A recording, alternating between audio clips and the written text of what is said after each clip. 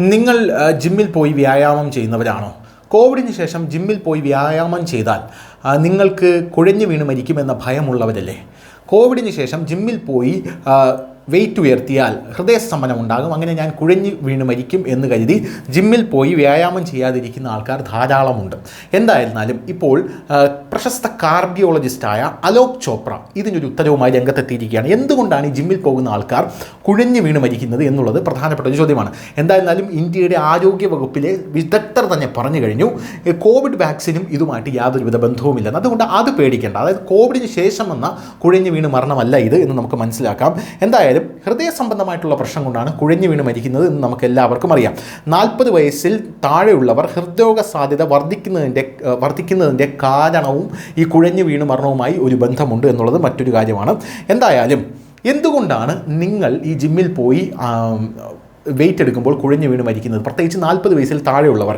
ഇതിൻ്റെ പ്രശ്നമെന്ന് പറയുന്നത് അലോക് ചോപ്ര പറയുന്നത്, വർഷങ്ങളോളം നിങ്ങളുടെ ശരീരത്തെ ശ്രദ്ധിക്കപ്പെടാതെ അല്ലെങ്കിൽ ശരീരത്തിൽ ശ്രദ്ധിക്കപ്പെടാതെ പോകുന്ന ശരീരത്തിൻ്റെ അടിസ്ഥാനപരമായിട്ടുള്ള ഉപാപചയ പ്രവർത്തനങ്ങളാണ് ഈ അനാരോഗ്യത്തിൻ്റെ കാരണം. അതിനാൽ വ്യായാമം ഒഴിവാക്കുകയല്ല ചെയ്യേണ്ടത്, മറിച്ച് ഗുരുതരമാകുന്നതിന് മുമ്പ് നിശബ്ദമായിട്ടുള്ള അപകട ഘടകങ്ങളെ കണ്ടെത്തി പരിഹരിക്കുന്നതാണ് എന്നുള്ളതാണ് മറ്റൊരു പ്രധാനപ്പെട്ട കാര്യമെന്ന് പറയുന്നത്. കാരണം നമ്മുടെ ലൈഫ് സ്റ്റൈലൊക്കെ ഇപ്പോൾ ഒരുപാട് മാറിപ്പോയിരിക്കുന്നു. ലൈഫ് സ്റ്റൈൽ ഒരുപാട് മാറിയത് കൊണ്ട് തന്നെ ഇപ്പോൾ ഇൻ്റർനെറ്റിൻ്റെ കടന്നുവരവ്, ഇൻ്റർനെറ്റ് പോപ്പുലറായ ശേഷം, കോവിഡ് കഴിഞ്ഞ ശേഷം ആൾക്കാർക്ക് ഉറങ്ങാൻ പോലും സമയമില്ല എന്നുള്ളതാണ് പ്രധാനപ്പെട്ട കാര്യം.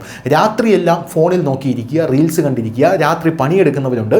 സ്വാഭാവികമായിട്ടും ഇതെല്ലാം ഹൃദയത്തെ ബാധിക്കും, മനുഷ്യ ശരീരത്തെ ബാധിക്കും, വലിയ വലിയ പ്രശ്നങ്ങളിലേക്ക് നിങ്ങളെ തള്ളിവിട്ടേക്കാം.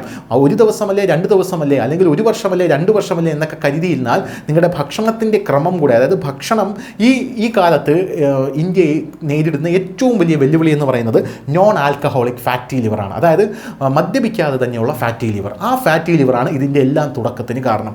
ഈ ഫാറ്റി ലിവർ ഇപ്പോൾ എല്ലാവരിലും കോമൺ ആയി കാണപ്പെടുന്നതാണ്. അതുകൊണ്ടാണ് ഇന്ത്യയുടെ പ്രധാനമന്ത്രി നരേന്ദ്രമോദി എണ്ണയുടെ ഉപയോഗം കുറയ്ക്കണമെന്ന് പറഞ്ഞത്. കാരണം ഇത് ഗുരുതരമായിട്ടുള്ളൊരു പ്രശ്നമായി നമ്മുടെ നാട്ടിൽ ഉയർന്നു വരികയാണ്. ഈ പ്രശ്നം ഉയർന്നു വരുമ്പോൾ അതിൻ്റെ കൃത്യമായിട്ടുള്ള ആഘാതം ഇവിടെയുള്ള ആരോഗ്യ വകുപ്പിന് മനസ്സിലാകുന്നു എന്നുള്ളത് കൊണ്ടാണ് അവരത് പറയുന്നത്. എന്തായിരുന്നാലും ഇപ്പോൾ അലോക് ചോപ്ര പറയുന്നത്, രോഗലക്ഷണം നമുക്ക് പലപ്പോഴും പുറത്ത് കാണും, ആ രോഗലക്ഷണം നമ്മൾ അവഗണിക്കുകയാണ് ചെയ്യുന്നത് എന്നുള്ളതാണ്. എന്താണ് യഥാർത്ഥ പ്രശ്നമെന്ന് അദ്ദേഹം പറയുന്നു.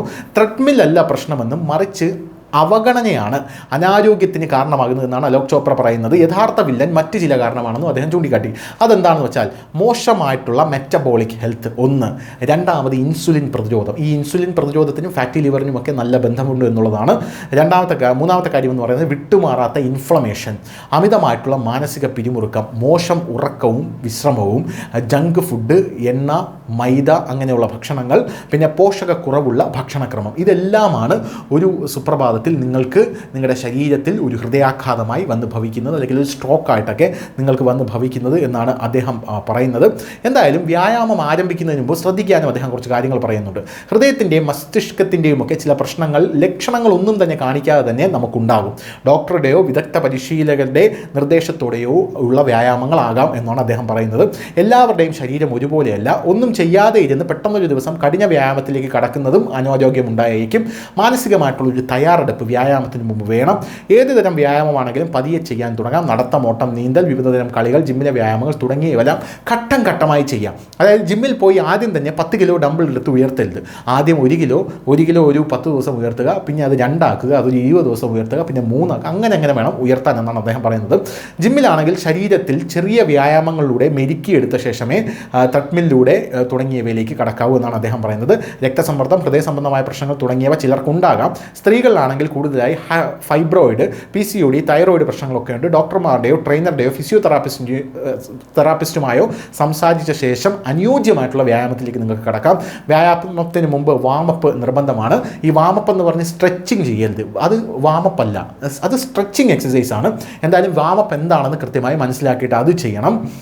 കൈകാലുകൾക്ക് സ്ട്രെച്ചിങ് നൽകണം. 5 മിനിറ്റ് വാമപ്പ് ചെയ്ത ശേഷം വ്യായാമത്തിലേക്ക് കടക്കാൻ സാധിക്കും.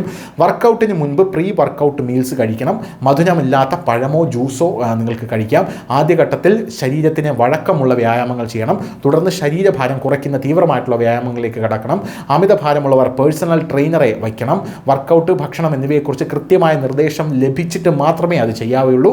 വ്യായാമത്തിനിടെ ക്ഷീണം തോന്നിയാൽ വിശ്രമിക്കുകയും ദാഹിക്കുമ്പോൾ ആവശ്യത്തിന് വെള്ളം കുടിക്കുകയും ചെയ്യണം. News desk news India Malayalam.